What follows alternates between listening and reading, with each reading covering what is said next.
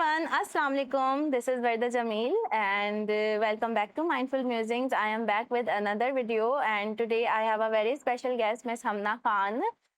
So the topic of today's video is to share her journey with all of you and delve into her journey of inspiring journey, determination, the hard work she has faced, the sufferings, and everything that she has learned to become a doctor and to get admission in MBBS. And she is in her first year of MBBS, and we all are very proud of her because she is also the one who got fifth position in the intermediate secondary board of education Sindh Karachi.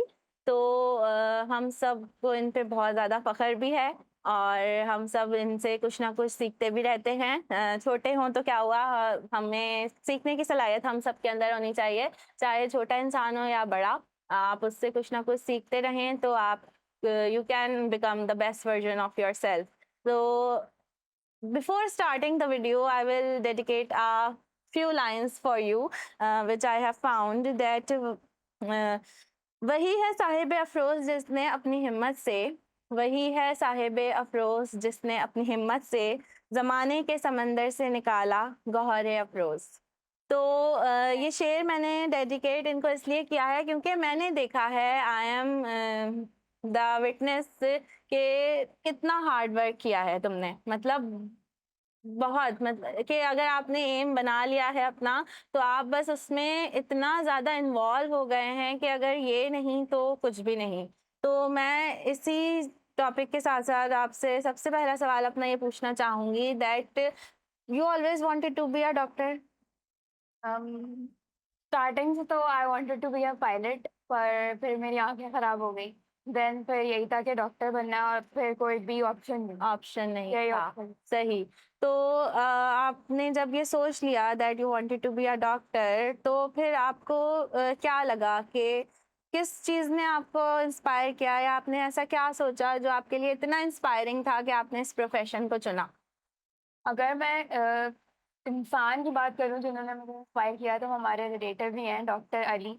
उनसे मैं बहुत ज़्यादा inspire थी और हूँ भी। उनसे सभी इंस्पायर हैं। हाँ, उनको जब मैंने देखा कि किस तरह उन्होंने फैमिली की, हमारी फैमिली में अगर किसी को परेशानी हुई तो उन्होंने मदद की, या बिल्कुल। हॉस्पिटल में उन्होंने देखा कि किस तरह उन्होंने काम किया। इवन कोविड-19 में भी वो बहुत ज़्यादा एक्टिव थे। तो बिल्कुल। उस चीज़ ने मुझे बहुत इंस्पायर किया। और अगर चीज़ की मैं इंस्पायरेशन की बात करूँ तो वो यही थी कि अगर हम ये कंसिडर करें कि हमारी फैमिली में किसी को कोई, अल्लाह ना करे, बीमारी हो जाती है, एक्सीडेंट हो जाता है, तो हम सपोज़ करते हैं कि आगे से एक डॉक्टर आके उन्हें बचा रहा है, बिल्कुल। सर्जरी कर रहा है या उन्हें कोई मेडिसिन प्रिस्क्राइब कर रहा है। तो अगर हम एक डॉक्टर सपोज़ कर रहे हैं सामने से, तो हम क्यों ना बने फिर वो डॉक्टर। बिल्कुल, अब बिल्कुल। और अगर सब हार मान के पीछे बैठ जाएँगे तो फिर ऐसे नहीं हो सकता, सब बेहतरीन बात है ये। तो आपने फिर जब आपने ये डिसाइड कर लिया तो उस वक़्त आप कौन से ग्रेड में थीं जब when you decided that you only wanted to be a doctor? I was in, I think, 8th grade और 9th ग्रेड, इसके बीच का वो ऑलराइट, पीरियड। ऑलराइट। तो फिर आपके रोल मॉडल भी वही रहे होंगे, डॉक्टर अली। ठीक है, सही। तो उसके बाद अगर मैं आपसे सवाल पूछूँ तो क्योंकि 9th और 10th में बच्चे आके, अगर हम अपनी सोसाइटी की बात करें तो मैं अगर बहुत से स्टूडेंट्स को जानती हूँ being a teacher who are struggling and they want to be a doctor but there is no one to guide them. बिल्कुल, हाँ, कोई नहीं गाइड है, करने उनके के पास लिए। गाइडेंस नहीं है। अगर मैं फिर अपनी ही बात करूँ तो I also wanted to be a doctor but there was no one to guide me and at that time मेरे पास कोई एल्डेस्ट सिबलिंग भी नहीं था। I was the eldest in the whole family. तो उस वक़्त मुझे इतनी अच्छी गाइडेंस नहीं मिल सकी कि कितना हार्ड वर्क करना होता है, कैसे करना होता है। क्योंकि अगर मैं अपनी बात करूँ तो मैं तो इतनी ज़्यादा इस प्रोफ़ेशन में इन्वॉल्व हूँ स्टिल कि अगर मैं कोई सी बीमारी का सुन लेती हूँ या कोई नई टेक्नोलॉजी का सुन लेती हूँ तो मैं पूरे-पूरे आर्टिकल्स खोल के पढ़ लेती हूँ, वीडियोज़ देख लेती हूँ। तो मैं बहुत अच्छे से समझ सकती हूँ कि अगर आपके पास गाइडेंस ना हो या आपको एकदम आप उस चीज़ को लेके ये सोच लें कि ये ही है वरना तो कुछ भी नहीं है, तो फिर आप आगे उस चीज़ में नहीं जा सकते। बिल्कुल। तो देयर आर मैनी स्टूडेंट्स जो मुझसे अक्सर गाइडेंस लेने की कोशिश करते रहते हैं। That was the only reason I invited you in this video कि may be you will become the role model for them. तो अब सबसे इम्पॉर्टेंट चीज़ जो आप मुझे ये बताएं कि 9-10 में जब बच्चा आता है ना तो वो बहुत हल्का ले लेता है, सिन बोर्ड है, 9-10 है, मैं तो हो जाऊंगा पास। तो उसकी जर्नी अगर उसको डॉक्टर बनना है तो आई गेस 9-10 से ही शुरू हो जाती है। तो आपने क्या किस तरह से अपनी स्ट्रेटजीज लेके चली पढ़ाई से ले मुतालिक? शुरू से तो आप एक ही गोल रखें कि अगर आपको बनना है, और पहली बात कि 9 क्लास से आई थिंक बेस्ट टाइम होता है कि आप डिसाइड कर लें कि आपको बनना है या नहीं बनना, क्योंकि सही। 9 में फिर बायो लेके बाद में रिग्रेट हो रहे होते हैं कि हमने क्यों ले ली, कंप्यूटर ले लेनी चाहिए थी। तो I think 9 is the best time कि आप डिसाइड कर लें, क्योंकि एमबीबीएस या डॉक्टर बनना एक ऐसी जर्नी है कि बहुत लॉन्ग जर्नी है। I think you have to give your 25 to 30 years exactly, for बिल्कुल। just to study। हम्म। तो अगर आप पहले ये सोच लें, उसके बाद फिर बी प्लान आता है कि आप फिर आपने स्ट्रेटजी क्या फॉलो करनी है। पहले सही। तो आपको डिसाइड करना है, उसके बाद स्ट्रेटजी यही है कि आपको सिंपल अपना प्लान लेके चलना है, सही। स्टडीज पे फोकस रखना है अपना सही। सारा, और सही। एक टाइम टेबल बना लेना है बिल्कुल। जिसको फॉलो करते रहना जिसको है। फॉलो भी करना है क्योंकि फॉलो टाइम भी टेबल करना है, बनाते तो सभी हैं। मैंने भी बनाया, मेरे साथ भी हुआ है। बिल्कुल सही कह रही हैं। अच्छा, उससे अब ये तो हो गया चलो मैट्रिक की बात ना, कि चलो मैट्रिक तो फिर भी बच्चे ने निकाल लिया है, ही वाज स्टूडियस इनफ कि उसने वो चैलेंजेस तो निकाल लिए।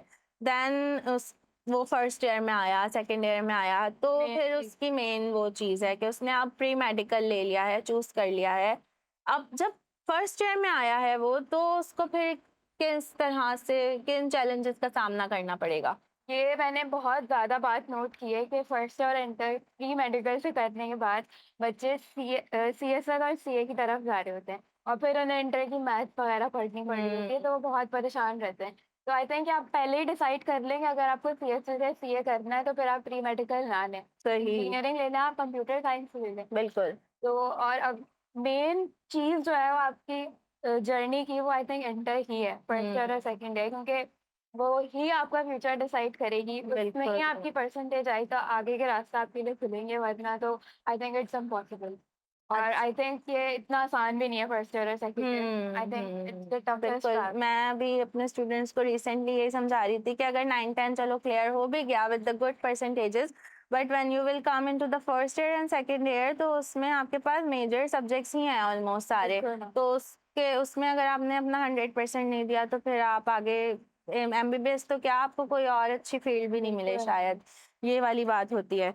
तो उससे रिलेटेड मैं आपसे एक बात और पूछना चाहूँगी उन स्टूडेंट्स के लिए जो इस तरह की फील्ड्स में जाना चाह रहे हैं कि एक एप्टीट्यूड टेस्ट होता है, तो उसकी तैयारी के लिए बहुत बड़े-बड़े कोचिंग्स हैं, हाँ, जो बहुत वेल नोन हैं, तो सब उसी के पीछे भागते हैं, उसमें बिल्कुल थाउज़ेंड्स ऑफ फीस अंधाधुन, अंधाधुन। अंधाधुन के नहीं, बस अब ये इसने ये ले लिया है, तो अब मुझे भी यहीं जाना चाहिए। 2-4 नाम हैं, बहुत फेमस, मैं नाम नहीं लूँगी, लेकिन वो बहुत फेमस कोचिंग्स हैं और बस एप्टीट्यूड टेस्ट की तैयारी करनी है, 100% मार्क्स चाहिए तो यहाँ चले जाओ। बिल्कुल, ये आपने उन बहुत अच्छा कोचिंग्स में पॉइंट है। एडमिशन नहीं लिया, बिल्कुल, हाँ। तो और still you got a very good percentage in your test as well, तो उसकी क्या स्ट्रैटेजी थी फिर आपकी? बिल्कुल, जब हमारे फर्स्ट ईयर के एग्ज़ाम्स एंड हुए, फिर हमारा 12th स्टार्ट हुआ। उस 12th स्टार्ट होने के आई थिंक 1 महीने बाद ही एमडी की कहानी स्टार्ट हो गई थी। हुँ, सब जो है वो, मतलब मैं ये कहूँगी कि अंधाधुन जो है वो बिल्कुल, कोचिंग्स के पीछे भागी मैंने थी। यही देखा मैं है। नाम नहीं ले सकती, लेकिन 2-3 मैं ऐसे नाम को जानती हूँ कि बहुत बड़े-बड़े कोचिंग सेंटर्स यस। हैं। और बट उनकी आई थिंक फीस 70,000 टू या 80,000 है। मेरे और अगर मैं पिछले 7-8 साल पहले की बात करूँ, when I was in inter, तो उस वक़्त ही कुछ 35,000 थी, तो अब उसकी अब डबल तो हो गई डबल होगी, ट्रिपल बिल्कुल। है, बिल्कुल। तो और वो उसमें भागे हैं, उन्होंने इतनी फीस दी है, हुँ, बिलीव मी वो कोचिंग गए नहीं है, ओके। क्योंकि उन्हें समझ ही नहीं आ रहा था वहाँ के हाँ, कोचिंग हाँ, का, और वो घर पे बैठ के यूट्यूब से पढ़ा, सेल्फ स्टडी की है। सेल्फ तो स्टडी। आई थिंक कि, और मैंने यही सोचा था कि मुझे यहीं से करना है, अगर मेरा होना होगा तो यहीं से होगा, यहीं से वरना होगा नहीं वरना होगा। नहीं होगा। तो मैंने ये कह सकते हैं कि कसम खाई थी कि यहाँ से होगा तो अच्छा, होगा, वरना नहीं होगा। Your story is also inspiring in this sense कि बहुत जैसे लोग होते हैं जो बहुत ही वेल नोन, बहुत बड़े-बड़े ब्रांड नेम जो स्कूल्स हैं, या तो उनसे पढ़ के निकले हों तो उनको कहा हाँ, जाता है कि ये तो जाएगा ही अच्छी फील्ड में, या आपने इन सारे टैबूज़ को तोड़ा है। मैं ये मानती हूँ क्योंकि कहा यही जाता है ना कि यार ये तो नॉर्मल से स्कूल में पढ़ती है जैसे मैंने पढ़ा है। एक हाँ, नॉर्मल से स्कूल में पढ़ा है, बिल्कुल, बट हाँ। अगर मैं अपनी बात करूँ तो मेरे स्टूडेंट्स अभी भी मुझसे कहते हैं मिस क्या आपने ओ लेवल्स किया हुआ है? तो मैं बोलती हूँ नहीं भाई मैंने तो पाकिस्तान स्टडीज़ का पेपर भी उर्दू में दिया था। तो बात सारी ये होती है कि आपकी अपने अंदर कितनी सलाहियत है, बिल्कुल, मैं हाँ। शायद ये जानती हूँ। हाँ, और सही बात फिर है बिल्कुल। फिर आप अब मुझे ये बताओ कि एप्टीट्यूड टेस्ट में जो है वो किस तरह की तैयारी होती है या क्या उसमें क्या स्ट्रेटजीज़ होती हैं उसकी? एप्टीट्यूड टेस्ट की स्ट्रैटेजी यही है कि आपको फर्स्ट और अंडर से थोड़ा-सा हट के जो है वो कॉन्सेप्ट बनाने पड़ते हैं, क्योंकि हमारा जो सिंध बोर्ड का निज़ाम है वो थोड़ा आई थिंक रट्टे वाला है। बिल्कुल। तो वहाँ के अगर हमें अच्छे परसेंटेजेस लेनी है तो हमें रट्टा लगाना लाज़मी होगा। हुँ, लेकिन हुँ। आई थिंक एमडी-गेट में ऐसा कोई सीन नहीं है। तो शुरू में मुझे भी बहुत हार्डशिप्स फेस करनी पड़ी थी। फिज़िक्स का मुझे याद है कि जब मैं न्यूमेरिकल सॉल्व कर रही थी पहले 1-2 हफ्ते में हुँ, एमडी-गेट पे, तो I think I used to cry a lot at night कि मुझसे न पहली नहीं दफ़ा हो कुछ रहा है। सॉल्व नहीं हो रहा था मुझसे। राइट, तो वो बहुत ज़्यादा ट्रॉमेटाइज़िंग था मेरे लिए। सिंपली बिल्कुल। केमिस्ट्री में अगर मैं ऑर्गेनिक केमिस्ट्री की बात हुँ, करूँ तो उसमें हुँ। भी जो नोमेनक्लेचर था उसने भी बिल्कुल, बहुत परेशान किया था शुरू में। लेकिन फिर प्रैक्टिस से और यूट्यूब वीडियोज़ से फिर कोचिंग प्रैक्टिस। में भी मेरा बहुत अच्छा था। तो उससे भी आई थिंक सारी चीज़ों ने बहुत मदद की। सही। एक्चुअली नेचर भी आपकी मदद तब करती है जब आप डिटरमाइंड होते हैं बिल्कुल, किसी चीज़ को हासिल करने के लिए। अगर आप ही बिल्कुल वो हो जाएँगे रिस्पॉन्सिबल और बोलेंगे हाँ ठीक है देख लेंगे, तो फिर नेचर भी हेल्प नहीं करती आपकी। बिल्कुल हाँ। तो खुदा की तरफ से भी मदद उसी वक़्त होती है जब आपके दिल में कुछ लगा करने का की लगन हो। तो अब मुझे ये बताओ कि जब एप्टीट्यूड टेस्ट की तैयारी चल रही थी, फर्स्ट ईयर का रिज़ल्ट आ चुका था, सेकंड ईयर में भी आपकी बहुत माशाल्लाह से अच्छी परसेंटेज रही। तो अब जब एप्टीट्यूड टेस्ट का टाइम आया, तो उस वक़्त क्या टेक्निक्स फ़ॉलो की? एप्टीट्यूड टेस्ट का ये था हमारा कि सैलाब की वजह से हमारा डिले बहुत हुआ था। जी। तो हम लोगों की तैयारी ऑलमोस्ट हो चुकी थी और फिर दोबारा 2 महीने डिले हो गया था। तो उस वक़्त आई थिंक मैं बहुत सैचुरेटेड हो गई थी और मेरा ये मानना है कि अगर कोई बच्चा सैचुरेटेड हो जाए तो अपनी पढ़ाई छोड़ दे उस वक़्त, क्योंकि फिर उस सही। वक़्त पढ़ने का कोई फ़ायदा नहीं है, वो आपके दिमाग में जा ही नहीं सकता। हाँ। तो मैंने भी और मेरी दोस्तों ने भी यही स्ट्रैटेजी फ़ॉलो की थी कि हमने थोड़ी देर के लिए पढ़ाई छोड़ दी थी, क्योंकि हम 1 साल से कंटिन्यूअसली तैयारी कर रहे थे, बिल्कुल, बिल्कुल। इंटर के साथ-साथ। हुँ, तो हुँ। उन 2 महीनों में आई थिंक मैं ये मानती हूँ कि मेरा दिमाग इतना फ्रेश किया कि आई थिंक मेरा जो रिज़ल्ट है वो उन 2 महीनों की वजह वजह से। से है। क्योंकि देखो अगर हम एक तो एमबीबीएस और दूसरा जो सीएसएस का एग्ज़ाम है पाकिस्तान का, उसमें यही कहा जाता है कि बस आप सब कुछ छोड़ दो, अपने आप को एक रूम में बंद मैं कर लो। बिल्कुल नहीं मानती इस बात को। मैं जब अपनी एमडी-कैट की तैयारी स्टार्ट कर रही थी, मैंने यूट्यूब पे वीडियोज़ देखी कि how to study for MDCAT. तो आई थिंक सारी वीडियोज़ में यही था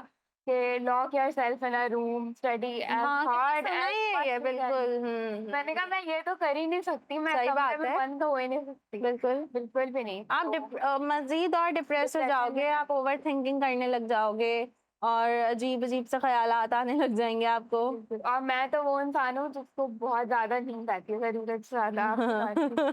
तो मेरी नींद पूरी नहीं होती तो मुझसे पढ़ा भी नहीं पढ़ा ही जाता नहीं है। तो जाता। मैं एमडी-कैट के दिनों में भी मैंने 8-8, 9-9 घंटे की नींद ली है। ली है। और बच्चे जो है ये वो नहीं कि 4 आपने बजे उठते हैं, हाँ, 5 बजे उठते हैं।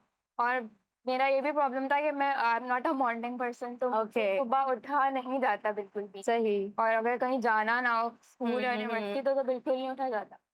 तो रात भर आप मुझसे जितना पढ़वा लें, सही, सही। जैसे मैं सेम, रात सेम 4-5 बजे हियर। तक पढ़ती रहती थी, लेकिन सुबह नहीं उठाया कोई। ऑलराइट।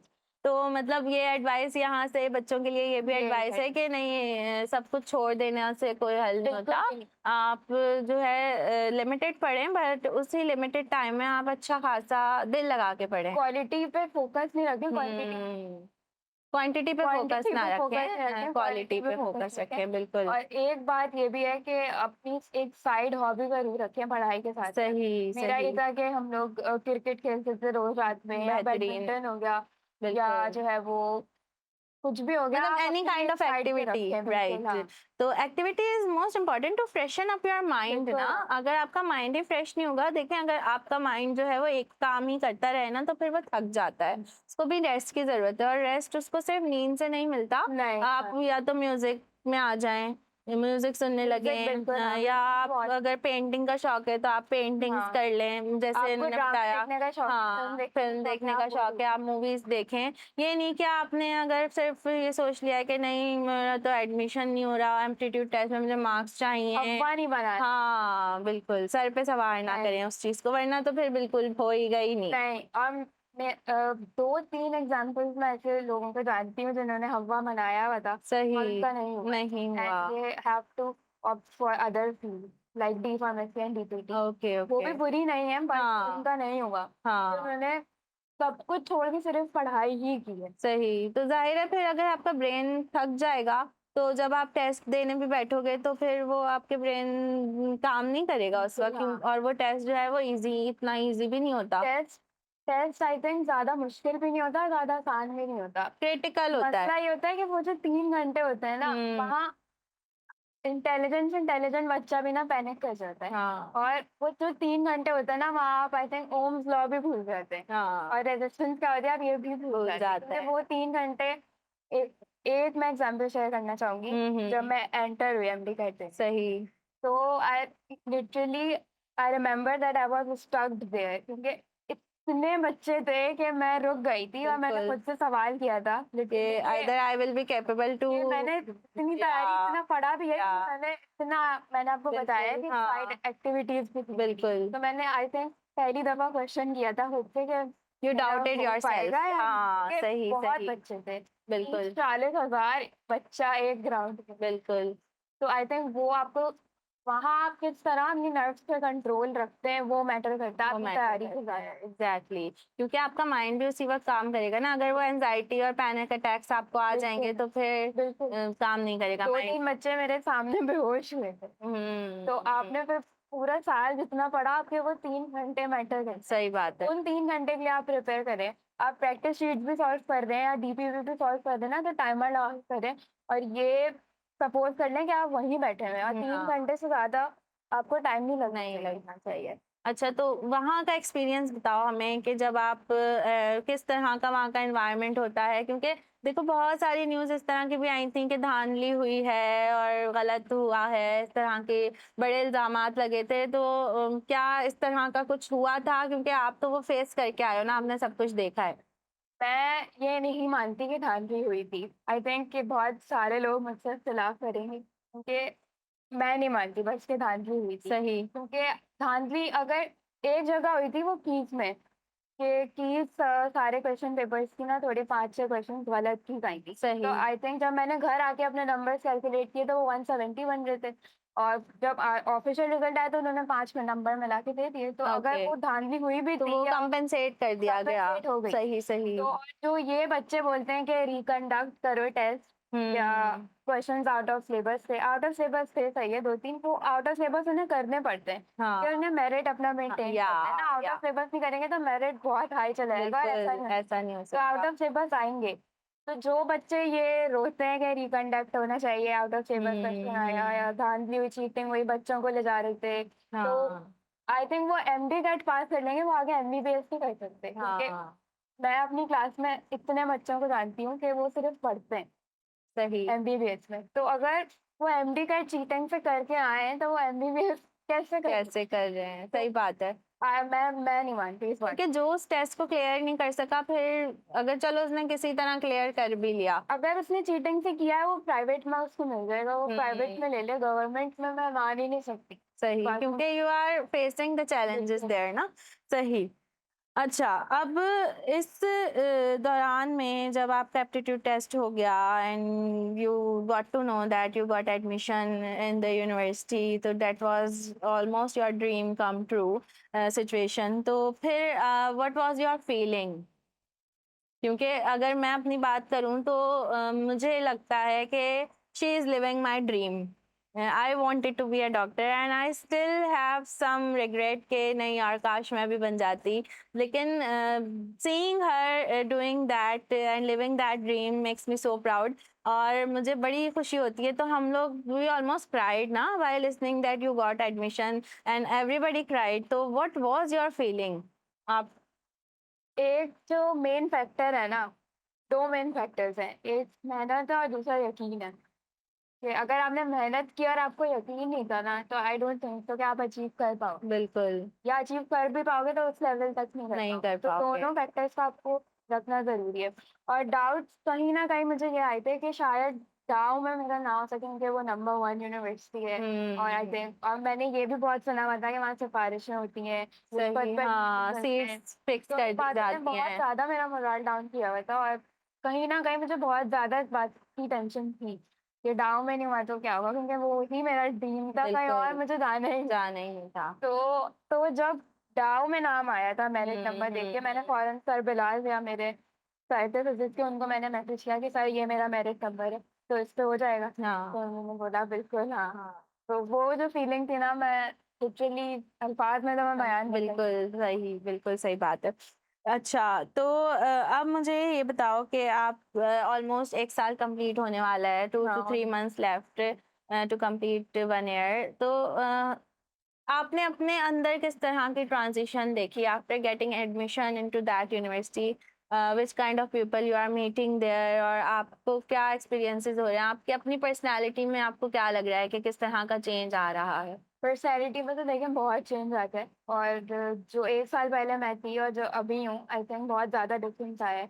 एक तो कॉन्फिडेंस का है, बिल्कुल, ऊपर से दूसरा जो फैक्टर है वो एनवायरनमेंट का है, क्योंकि आप अच्छे एनवायरनमेंट में उठते-बैठते हैं तो बिल्कुल, ज़ाहिर है आपकी पर्सनैलिटी पे बहुत ज़्यादा इफ़ेक्ट सही करता बात है। है। और मेरे जो दोस्त हैं, जो गैदरिंग है वो भी बहुत अच्छी है अल्हम्दुलिल्लाह, और ऑब्वियसली अच्छी होगी क्योंकि वो हुँ। जगह ऐसी एंड नोबल है। दे ऑल आर स्टूडियस बिल्कुल, हाँ। पर्सन्स, और सब वहाँ एक से एक परसेंटेजेस लेके आए हुए हैं, सबका ड्रीम एक ही था, तो बिल्कुल, ऑब्वियसली फिर वो वहाँ पे भी ये धांधली वाली बात खत्म हुई, हाँ, उनकी आँखों में जो चमक थी ना, हाँ। उसको देख के आपको आप भी बता सकती हैं कि ये चीटिंग कर ही नहीं। नहीं सकते, बिल्कुल। और यार मतलब doctor is the profession, like उसमें तो अगर कोई बंदा लैब कोट पहन के किसी कॉलेज से गुज़र भी रहा होता है, डॉक्टर स्टेथोस्कोप लगा के, तो वो उसके चेहरे पे एक अलग ही रौनक होती है। मुझे तो लगता है होती है भई। तो अब जैसे जो प्रोफ़ेशन है उसमें ऑब्वियसली अब आप कह रहे हो कि इतनी ज़्यादा आपके अंदर ट्रांज़िशंस आई हैं और ऑब्वियसली अच्छे वे में आई हैं। तो क्या आपको कभी ऐसा लगा कि कोई ऐसा वक़्त आया इस जर्नी के दौरान कि आपको लगा हो कि कहीं मैंने गलत फ़ैसला तो नहीं ले लिया? एक वक़्त आया था। हुँ, एक ये सिंड्रोम होता है इम्पोस्टर सिंड्रोम, और जो भी बच्चे को, जिस भी बच्चे को एमबीबीएस में एडमिशन मिलता है ना, तो वो फर्स्ट डेज़ ऑफ हिज़ और हर यूनिवर्सिटी ये फेस ज़रूर करता है। सही। और जब मैं इससे गुज़र रही थी, तो मैंने भी, मुझे नहीं पता था कि एग्ज़िस्ट करता है ना ऐसा कुछ। ठीक, फिर ठीक, डॉक्टर अब्दुल्ला खटक की मैंने वीडियो देखी। उसने इस चीज़ को बहुत अच्छे से डिस्कस किया था कि हर बच्चे का ख्वाब होता है एमबीबीएस गवर्नमेंट यूनिवर्सिटी से करना। ठीक। लेकिन जब उसका एडमिशन होता है ना, तो उसको ज एक ही ऐसी फीलिंग है कि आप एक समंदर में डूब गए। उसमें ओह! डूबना आपकी ख्वाहिश थी और आप डूब हाँ, गए। डूब गए। सही है, तो वो जो फीलिंग होती है ना, वो आई थिंक बहुत ज़्यादा डिप्रेसिंग होती है, और वो आई थिंक 1 महीना लास्ट करता है ज़िंदगी। आई थिंक हर एमबीबीएस का बच्चा रिलेट कर पाएगा इस क्योंकि चीज़ it's a very long journey ना? क्यों आप ये सुन रहे होते हो कि ये लॉन्ग जर्नी है, हुँ, फिर आप ये भी सुन रहे होते हो कि जॉब भी है। हाँ, जॉब है लेकिन उसको एक हवा बना है बस। हाँ, फिर आप ये सुन रहे होते हो कि 12-12 आवर्स की शिफ्ट्स हैं। फिर हाँ, थर्ड ईयर से आपके वार्ड्स लगना स्टार्ट हो जाएँगे, इवनिंग हाँ। वार्ड्स, थर्ड ईयर से आपकी नाइट शिफ्ट भी स्टार्ट हो जाएँगी। फिर आप 4 बजे घर आ रहे हो, फिर आप हुँ, स्लीप डिप्राइव्ड हो, फिर आप इतनी एकदम से इतनी मोटी-मोटी बुक्स देख रहे हो। तो ये जो सारी चीज़ें ना, इनका काफ़ी काफ़ी इफ़ेक्ट पड़ता है। बिल्कुल। फिर आहिस्ता-आहिस्ता खत्म होता है, फिर वो आप वो डाउट कैसे खत्म वो होता है? डाउट ऐसे खत्म होता है, वो डाउट 1 महीने बाद ना आई थिंक खुद खत्म हो जाता है, सही, क्योंकि वो सही। जब सिंड्रोम वो एक्सेप्टेंस आ जाती एक्सेप्टेंस आ होगी, जाती है। Right, right. एक्सेप्टेंस लाना बहुत ज़रूरी है, और आई थिंक वो शुरू में बिल्कुल नहीं आ सकती, क्योंकि एक नई जगह पे जाके हाँ, उस चीज़ को अडैप्ट करना, हम अडैप्ट कर लेते हैं, इंसान अडैप्ट कर लेते हैं, लेकिन टाइम लगता है। हाँ। सही, सही। अच्छा, तो इससे ये रिलेटेड ये सवाल भी है कि अभी क्योंकि पढ़ रही हो आगे और आगे-आगे पढ़ाई और मुश्किल होती चली जाएगी, तो फ़ोकस कैसे रखती हो खुद को एक कि नहीं अब मेरा फ़ोकस रहना चाहिए, ये ना हो कि मेरा फ़ोकस ही हट जाए इस चीज़ से? फ़ोकस बीच में मेरा बहुत ज़्यादा डिस्टर्ब्ड हो गया था, जब एडमिशन मिला था शुरू में। एक सही, तो इस लोन की वज़ह से, उसके बाद आई थिंक मैं थक भी गई थी पढ़-पढ़ के ना, और आई थिंक बिल्कुल, मेरे सारे क्लास के बच्चे, मेरा जो सर्कल है वो थक गए थे, तो हमने ब्रेक लिया था थोड़ा। सही। लेकिन अब थर्ड मॉड्यूल से हमारे हमने फोकस बढ़ाना स्टार्ट किया और आई सही थिंक सही वो गॉड गिफ्टेड भी है फोकस, क्योंकि हम्म हमारे पास कोई दूसरा ऑप्शन नहीं है नहीं है कि अगर आई थिंक आप कोई और डिग्री कर रहे हो तो आपको मिल जाएगी, लेकिन हमारे हाथ में किसी की जान होती है, तो हम हम्म जब वो सोचते हैं ना कि ये इन्फॉर्मेशन किसी की भी जान बचाने के काम आ सकती है, हाँ तो तो फिर फिर आई थिंक फोकस खुद फोकस ब खुद डेवलप आ हो जाता जाता है। है। राइट राइट, सबसे अच्छी बात है ये। अब मुझे इस अपनी पूरी जर्नी से रिलेटेड एक अच्छी मेमोरी और एक बहुत बुरी मेमोरी बताओ। अच्छी मेमोरी तो मेरा फर्स्ट ईयर का रिजल्ट है। मैं कोचिंग में थी अभी, और मेरी मिस थी कोचिंग के स्टाफ की, उन्होंने रोल नंबर लेके गई मेरा और रिजल्ट निकाला। हम्म तो जैसे मैं भागती हुई नीचे आई, इन्होंने यूं फोन दिखाया मुझे और लिटरली मैं बैठ के रोने लग गई, और रोते रोते मैं नीचे आई तो मम्मा और सारा खड़े रहते। सही। तो फिर मम्मा मम्मा भी रो रही थी, उन्होंने हाँ फिर गले लगाया। तो आई थिंक वो मेमोरी है कि मैं I want to relive that moment again in my life. तो सही वो सही। बहुत ज्यादा बेस्ट अच्छा, व्हाट वाज योर परसेंटेज? क्योंकि मैं ये परसेंटेज इसलिए पूछ रही हूँ क्योंकि उन बच्चों को ये पता चल जाए कि उन देखो कहीं ना कहीं अगर आप 8th ग्रेड में हो ना, तो आपको पता चल जाता है कि क्या मैं इतनी परसेंटेज लाने के कैपेबल हूँ, नहीं हूँ, क्या मुझे इतनी मेहनत और डबल मेहनत करनी पड़ेगी। तो what was your percentage in matric? 88। 88। And what was your percentage in inter? Inter में मेरी 90 थी। 90। तो मतलब अगर आप इतनी परसेंटेज ला सकते हैं या लाने के लायक हैं, तो ही आप इस प्रोफेशन में आने की लाने के लायक है भी ना, तो मैं हम्म बोलूंगी कि 1000 दफा सोचे, सही। 2000 दफा सोचे, उसके बाद फिर आई थिंक आप इस पे क्योंकि कोई नहीं वापसी का सकते थे। रास्ता नहीं है। वापसी का कोई रास्ता नहीं है, और अगर आप डिग्री करके घर पे बैठ रहे हैं या डिग्री करके उसको हाँ, जाया दैट कर रहे इज हैं द 5 साल, मेन पॉइंट मेन पॉइंट। कि बहुत सी लड़कियां ऐसी हैं जो सिर्फ डॉक्टर बन रही हैं। यार मतलब आप, यहाँ हम जैसे लोग भी हैं जिनका ये ख्वाब पूरा नहीं हो सका, और आप उस ख्वाब में रह रहे हो, जी रहे हो, आप एक डॉक्टर बन रहे हो, एंड उसके बाद आप उस प्रोफेशन को ओपन नहीं कर रहे, बिल्कुल। प्रैक्टिस नहीं कर रहे, तो फिर मेरी क्लास में 2-3 लोगों को मैं ऐसे जानती हूँ कि वो जो है वो पछता रहे हैं, या वो अपने पेरेंट्स के प्रेशराइज करने पे आए। तो okay. I request you all कि 1000 दफा सोचें, और पेरेंट्स अगर प्रेशराइज कर दें तो आप कुछ भी करके उन्हें मनाएं, सही। क्योंकि ये अगर आपकी अपनी डेडिकेशन और डिवोशन नहीं है ना, तो आप सरवाइव नहीं कर सकते। आप हाँ मर जाओगे, आप डिप्रेशन से, एंजाइटी से मर जाओगे, या आप इतने ज्यादा डिप्रेशन में चले जाओगे कि आप अपने कॉन्शियस में नहीं रहोगे, नहीं आप किसी रहोगे। भी चीज के काबिल नहीं रहोगे। सही बात है। अगर आपका डिवोशन और डेडिकेशन नहीं है, इंसानियत से प्यार नहीं है ना, तो आना मत। सही मत बात आना। है, बिल्कुल सही बात है। तो उन लड़कियों के लिए तो फिर यही अल्फाज हैं कि फिर आपने यार ये डिग्री ज़ाया कर दी ना, आपने किसी ऐसे बच्चे की 5 साल सीट जाया छीन ली किए किसी ने। कि जो वाकई डेडिकेटेड डॉक्टर बन सकता था और जिसके अंदर वाकई काबिलियत थी, लेकिन कुछ परसेंटेज आपकी ज़्यादा थी, आपने टेस्ट पास कर लिया तो आपने एडमिशन लिया and you wasted that seat and you are sitting at home और आप सिर्फ रोटियां पका रही हैं या जो भी कर रही हैं, बट वो सीट ज़ाया हो गई। अच्छा, bad memory. Bad memory, I think it bad memory नहीं, वर्स्ट मेमोरी है। वो मेमोरी है एमडी कैट के बाद का जो टॉर्चर था ना। सही सही। हमने एमडी कैट दिया है अपना, हम मैं उस रात सोई नहीं थी, लेटी भी थी तो मुझे नींद नहीं आई थी, तो गलती की थी मैंने, लेकिन मुझे नींद नहीं आई थी। हम पूरी रात की जगह हुए, 3 घंटे का पेपर सॉल्व करके हम उस टॉर्चर से निकले। उन्होंने 40,000 बच्चे को एक साथ निकाल दिया, आई रिमेम्बर दैट हर और मैं वापसी सिस्टर। में यहीं आई थी। हाँ, हमारे घर ही यहीं आए थे ये लोग, क्योंकि the test was in NED. बिल्कुल। तो मतलब हम लोगों का यहाँ घर में ही इतना पैनिक हो रहा था क्योंकि ये मिल नहीं रही थी मैं और 1 घंटा गुजर गया आप लोग था। यकीन करें, 3 घंटे का पेपर था, 1 घंटा हर बच्चा घुमा है, क्योंकि मैनेजमेंट नहीं थी चालीस वहाँ। हजार आप बच्चे ले लें, उनके 2 अम्मा अब्बा ले लें, मतलब समझें कि 1 लाख से 1 ऊपर लाख से ऊपर लोग लोग वहाँ हैं। घूम रहे हैं बस इधर उधर। मुझे याद है कि जब मैं एनईडी से निकली हूँ, मुझे एनईडी से निकलने में आधे घंटे से ज्यादा लगा है, और वो मैं चल के नहीं, धक्के से निकली, और ओके। एनईडी से मैं इतना आगे धक्के से गई, वापस उतना ही धक्के से आई। 1 घंटा मेरा इसमें गया, बिल्कुल। और आई थिंक मुझे कभी मौका मिला तो मैं केस करूंगी इन लोगों पे, क्योंकि वो टॉर्चर जो There मिला was है ना, no I management. cannot I forget. saw the video that my video her में father and my father sent me. वो दोनों वहाँ दोनों थे आपको वहाँ लेने गए थे और दोनों ही इतने परेशान हो रहे थे कि यहाँ हम दुआएं पढ़ रहे हैं कि बच्ची मिल जाए, भूखी प्यासी सुबह की उठी हुई है और मतलब वो मिल नहीं रही है। और वहाँ की जो वीडियोस हमने देखी हैं, मतलब शर्म का शर्म का था, मकाम शर्म का है, मकाम था, शर्म का। मैनेजमेंट के लिए शर्म का मकाम था। वो चाहते तो कुछ भी कर लेते। ज़ोन डिवाइड की हुई थी उन्होंने, मेरी के ज़ोन थी, तो आप ज़ोन वाइज़ निकाल लेते। ए ज़ोन के बिल्कुल बच्चे चले गए चले अपने जाएं, पेरेंट्स के साथ, हम बिल्कुल। वहाँ वेट कर लेते। हम खुशी से वेट कर लेते वहाँ पे उठा के हमें वेट करवा लेते। वहीं सो जाते। हाँ, वो जो उन्होंने किया है ना, आई थिंक वो कोई बच्चा नहीं भूल।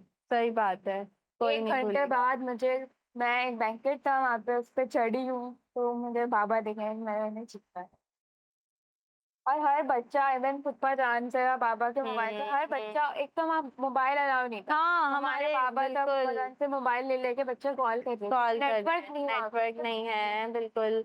और वर्स्ट मिसमैनेजमेंट की इंतहा जिसे हम कहते हैं। और जो भी अगर ये वीडियो देख रहा है और अगर किसी का इस तरह की किसी भी टीम से कोई ताल्लुक है, तो मेरी उनसे दरख्वास्त है कि काइंडली इस चीज़ पे ज़रा गौर गौर करें। कीजिए कि जब इतने लाखों लोग वहाँ मौजूद हैं, तो वहाँ कोई मैनेजमेंट बनाई जाए, या तो फिर यार आप ज़ोन वाइज़ टेस्ट ले लो। फ़ोन एक ही अलग-अलग जगह ले लो। अलग-अलग जगह दे कराची लो। देयर आर यूनिवर्सिटी अ में लॉट ऑफ कॉलेजेस बहुत ओवर है, देयर जो इतने गवर्नमेंट बड़े-बड़े स्कूल्स हैं, इतने खाली स्कूल्स पड़े हैं। हैं। कहीं नहीं तो आप केयू में ले लो। केयू में ले लो, बेस्ट हाँ, बराबर में था, केयू बिल्कुल। वहाँ ले लेते। कराची यूनिवर्सिटी जो है वो अपने आप में एक शहर is really the worst memory for all of us, और क्योंकि वी क्योंकि ऑल इन लोग वर को लग रहा था कि मैं गुम हो गई, हाँ। और मेरी बहनें और ये लोग रो रहे थे कि मैं गुम हो गई। तो वो मेरे लिए वर्स्ट नहीं था, इन लोग के लिए भी वर्स्ट। बिल्कुल।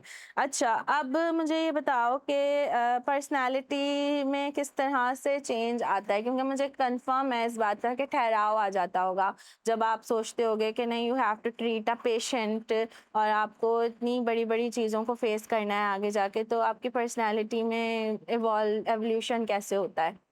आई थिंक अभी मुझे आएगा तो पता चलेगा, आएगा लेकिन तो अभी पता चलेगा। 1 साल में जो आया है वो यही है कि सब्र तो आया है, आया है, सही ठहराव तो ठहराव, मतलब हाँ, हाँ, बिल्कुल। एक बात जो मैं मेंशन करना चाहूँगी कि हमारा जो एमडी कैट था वो पहले पीएमसी ने देना था। तो उन्होंने बोला था कि नेशन वाइड पूरा एक एमडी कैट होगा, यानी नेशनल लेवल पे एमडी हाँ, कैट। बिल्कुल। तो हमने फेडरल की बुक जमा की, सिंध की, पंजाब की, सब पढ़ा। अब फिर सिंध मैंने पढ़ा ही नहीं था, बल्कि सिंध मैंने एमडी कैट के लिए छोड़ भी दिया था। उसके बाद जो है वो पीएमसी जो है वो डिसॉल्व हो गई, पीएमडीसी आ गई। हाँ, उन्होंने बोला कि सिंध से होगा, या और सिंध पे मैंने इतना फोकस किया नहीं, या क्योंकि हमारे जो सीनियर्स थे उन्होंने बोला था कि फेडरल सारा है। सही। फिर जो है वो फिर पीएमसी रीस्टोर हो गया।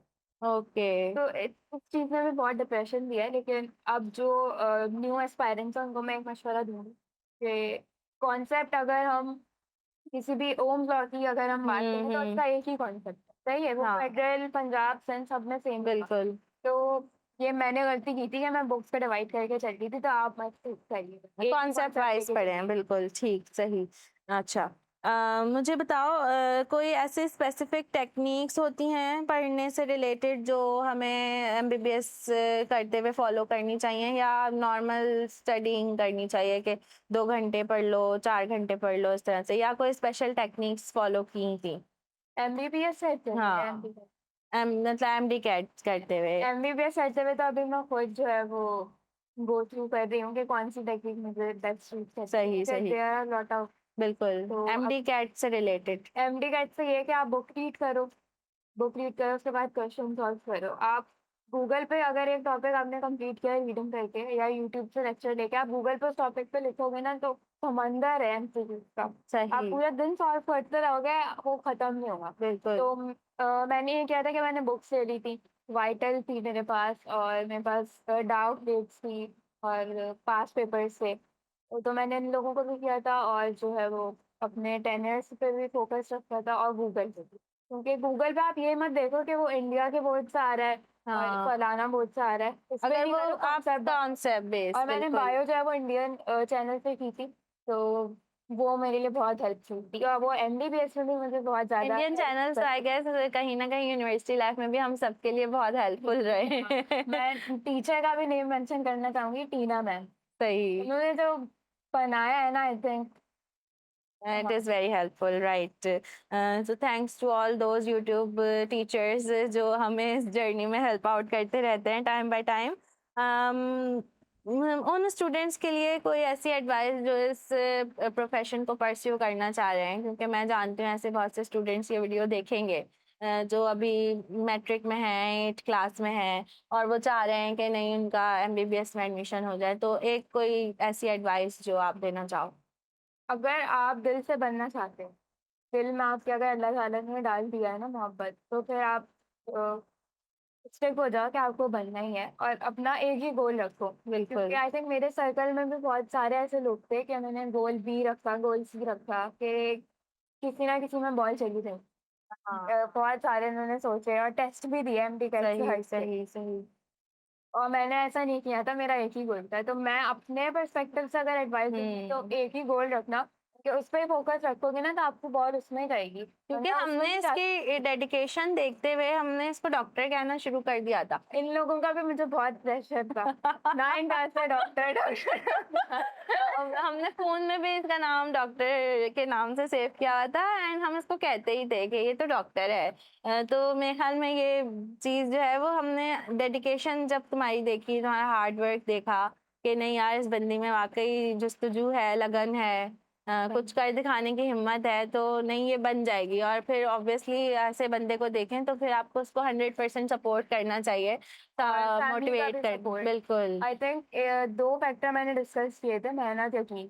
हम्म। तीसरा जो है वो दुआ भी है और वो दुआ जो आपको बिन बोले मिल जाए। हाँ। और आई मुझे आज भी याद है जब मैं एमडी कैट देने निकल रही थी तो दादी मेरी गेट पे खड़े होके पत्नी क्या क्या पढ़कर उन्होंने फूका और मुझे पता चला था कि वो मुस्तकिल 3 घंटे पढ़ रही थी। हाँ। मेरी मम्मा मुझ हर नमाज में दुआ की, हर नमाज में। और जब तक मैं वहां रही घर नहीं पहुंच गए उन्होंने दुआ की। दुआ इज एक द घर लॉ में दुआ ऑफ अट्रैक्शन ना। जब बिल्कुल आप हाँ। एक चीज को बार बार रिवाइंड करते रहोगे तो ऑब्वियसली वो चीज आपको मिलेगी, लेकिन तब मिलेगी जब आप उस दुआ के साथ साथ दवा भी करेंगे, आप अपनी ये तीनों मेहनत भी फैक्टर है, करेंगे। ये दुआ तीन, कर रहे हो तो बिल्कुल यकीन से करो और बिल्कुल मेहनत करो। मेहनत करो। तीनों करोगे तो आपको मिलेगा, वरना एक हाँ, से नहीं काम होगा। ये नहीं कि आपने मेहनत की नहीं और आप दुआ किए चले जा रहे ये हैं और फिर बोल रहे हैं कि हमारी दुआ कबूल नहीं हो रही तो ऐसा बिल्कुल नहीं है। अच्छा, कोई एक ऐसा मैसेज जो आप देना चाहो, जो आपके दिल में कोई ऐसी बात जो आप शेयर करना चाहो इस प्रोफेशन से रिलेटेड या उन स्टूडेंट्स के लिए जिनके लिए आप इंस्पायरिंग हो सकती हो। मैसेज मेरा ये कि हम लोग कोचिंग में एमडी की क्लास ले रहे थे तो हमारी एक बायो की टीचर थी, उन्होंने बात की थी कि डॉक्टर्स आर चूजन। तो वो बात मेरे दिल पे लग गई थी कि अल्लाह ताला अगर सुन रहा है, क्योंकि वो सबकी सुनता है पर किसी किसी को चुनता है। तो अगर उसने आपको चुना है किसी चीज़ के लिए तो आई थिंक आप में वो काबिलियत है कि आप बिल्कुल। उसको आगे परस्यू कर सको। तो फिर अगर इस फील्ड में आ जाओ तो अपने आप से क्वेश्चन करना बंद कर देना हाँ, कि कर सकते हो या नहीं, क्योंकि आ गए हो तो ये समझो कि अल्लाह ताला लाया है। बिल्कुल तो आगे किसी मकसद के लिए वो लाया, उसको कुछ बड़ा कराना ही है। बिल्कुल बिल्कुल बिल्कुल। Like when I came into my field, I didn't know anything about it, that what is marine science. यही लेकिन होता है हम लोग। when I accepted it कि नहीं यार अब ये है तो है, अब कोई there is no other option No. I have left, तो then I developed my interest in this field and now I am doing the researches and all. वही था, तो अब तो आप जब आंसर इंटरेस्ट की बात होती है तो अगर आपका शौक हो जाए ना बिल्कुल हाँ। तो आपको काम भी वही करना चाहिए जिस चीज में आपका शौक हो, वरना फिर बोरिंग हो जाता है। और एक बात ये भी याद रखना कि लाइफ जो है वो किसी की भी आसान नहीं होती। आप एक हाउस वाइफ को देख लें, एक इंजीनियर को देख लें, बिजनेसमैन को देख लें, किसी भी प्रोफेशन का आप उठा के देख लेंगे ना तो उनकी जिंदगी आपको आसान नहीं दिखेगी। सही बात है। तो आप ये एक्सक्यूज देना छोड़ दें कि डॉक्टर्स की लाइफ मुश्किल है। हाँ वो हाँ, थोड़ी ज्यादा मुश्किल है लेकिन आसान तो किसी की भी नहीं। आसान तो किसी कोई की। इंसान फारिग भी बैठा हुआ है तो उसकी भी बिल्कुल। आसान नहीं है। अच्छा, बीइंग अ गर्ल मुझे ये चीज जाननी है बिफोर एंडिंग दिस वीडियो कि बीइंग अ गर्ल किस तरह के चैलेंजेस होते हैं, और बीइंग अ गर्ल, क्योंकि लोग ये कहते हैं कि आपको अपनी ज़िंदगी के 10 साल तो सिर्फ पढ़ाई में देने पड़ेंगे, then you will get to the specialisation to become a surgeon and everything like that. तो आप फिर शादी कब करोगे, और फिर ये बाकी सारी चीज़ें कब होंगी? तो इस वजह से वो 5 साल बाद डिग्री लेके जस्ट सो कॉल्ड डॉक्टर बन के लड़कियां शादी करके बैठ जाती हैं। तो उस हवाले से क्या कहोगे? उस हवाले से ये कि बीइंग अ गर्ल आपको आई थिंक लड़कों के मुकाबले में ज़्यादा चैलेंजेस फेस करने पड़ते हैं, कि आने-जाने में, रास्ते में हाँ, बिल्कुल। आई थिंक बहुत ज़्यादा चैलेंजेस हमें फेस करने पड़ते हैं।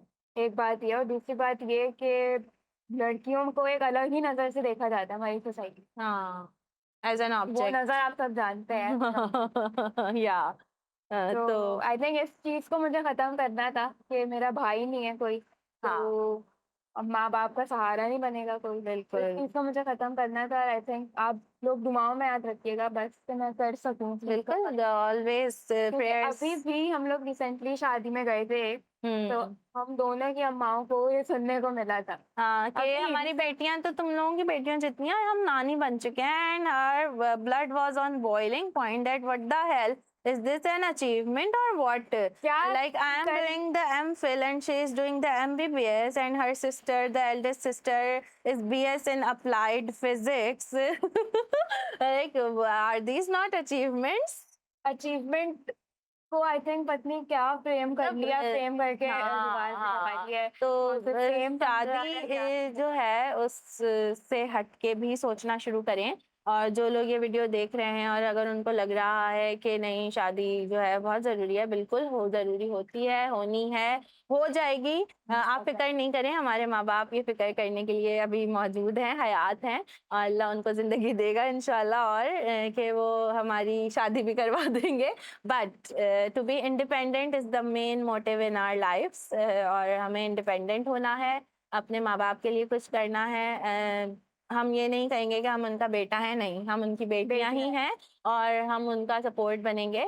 और और सबसे हम उनको भी और उन ख़वातीन को मैसेज देना चाहते हैं जो ख़वातीन होने के बावजूद ख़वातीन को ताना देती हैं कि बेटा नहीं है। हुँ, अभी रिसेंटली मैं 1 साल पहले की बात बता रही हूँ आपको, एक हुँ, फंक्शन में हम लोग बैठे हुए थे, हाँ, तो एक आंटी ने पूछा कि बेटियाँ ही हैं, तो 3 बेटियाँ ही हैं? तो मम्मा ने बोला हाँ, बेटा नहीं है। तो मैंने दिल में बोला कि होता तो हम बता नहीं देते या एग्ज़ैक्टली। छुपाते। The same consequences we have faced in our life। और ये 2-3 तो मेरे सामने हुए हैं और और ये मुझसे हमारे पहले साथ वो मम्मा बिल्कुल मेरी कब से सुनती हुई आ रही हैं, तो खुद खुदा का खौफ करें, कुछ खुदा का खौफ कर लेना तो आई थिंक सोसाइटी सही। बदल। और अच्छा, यही खवातीन हैं जो फिर हॉस्पिटल्स जाती हैं तो उनको लेडी डॉक्टर चाहिए होती है।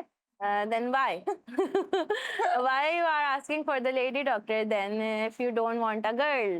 तो ये सोच थोड़ी-सी बदलें, हम पूरी कोशिश कर रहे पूरी हैं, और हम कोशिश कर दोनों रहे हैं। तो लगे हुए हैं इस चीज़ में। हमदा को मिला के। हम पाँचों लगे हुए हम हैं, 5 जान लगे हुए लगा के। हैं। They are 3 sisters and me and Hamda, we all are on to this mission कि हम इस सोच को बदल सकें, और इंशाल्लाह we are going to change it soon. कि बेटी पैदा हो किसी के घर तो वो जो है वो अफ़सोस ना करे, अफ़सोस उदास ना करे, ना वो उसको हमना जैसे लोगों की मिसाल दे या के नहीं। बरदाश्त जैसे लोगों की। बिल्कुल। So we will move towards the end of this video. It was a pleasure having you thank हमना you so here, much. And I learned a lot from you as well. हालाँकि she is very younger than me, but still सीखने के लिए कोई उम्र की ज़रूरत नहीं होती। आप सीखते रहते हैं अपनी ज़िंदगी में, चाहे आप किसी भी एज में पहुँच जाएँ। तो मुझे उम्मीद है कि ये वीडियो बहुत से लोगों के लिए बहुत हेल्पफुल रहेगी। इंशाल्लाह। और I will invite you again after some time to बिल्कुल share हाँ, your MBBS journey with us बिल्कुल हाँ। by time, that how many hurdles you are facing in your MBBS journey। अभी तक तो हाँ, हम, क्योंकि obviously you are just going through it, एक ही साल हुआ है, एक साल भी नहीं हुआ है, तो अभी you are also learning। So when you will be able to share the MBBS journey with us, I will invite you again, and we will end this video here। If you like this video, please give up as a big thumbs up, और हमारा channel subscribe कीजिए, और हमें comment में ज़रूर बताइए कि आपको ये वीडियो कैसी लगी, और आप हमना को दोबारा हमारे चैनल पे देखना चाहेंगे या नहीं। और किसी एस्पायरेंट का भी कोई सवाल हो तो वो कमेंट में पूछ बिल्कुल, सकता है। कमेंट में पूछ सकता है, then we will answer you accordingly. अपना बहुत ख्याल रखिए। अल्लाह हाफ़िज़।